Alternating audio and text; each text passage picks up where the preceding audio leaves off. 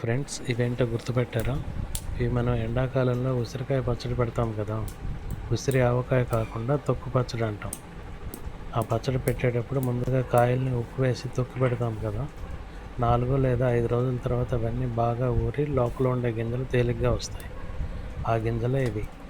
అలా వచ్చిన గింజల్ని ఎండలో 2 రోజులు బాగా ఎండబెట్టిన తర్వాత వాటిని చిన్న రాయి లేదా సుత్తి తీసుకొని ఒక్కొక్కటి జాగ్రత్తగా పగలగొడితే పై పెంకు లోపల చిన్న చిన్న గింజలు ఉంటాయి. ఒక్కొక్క దానిలో 6 గింజలు ఉంటాయి. అవే ఈ గింజలు. ఈ చిన్న గింజలు చాలా రుచిగా ఉంటాయి. పుల్ల పుల్లగా కాస్త ఉప్పుగా ఉంటాయి. కాకపోతే ఇలా తీయడమే కొంచెం కష్టం. కానీ బాగుంటాయి. ఓపిక ఉంటే ఒకసారి ట్రై చేయండి.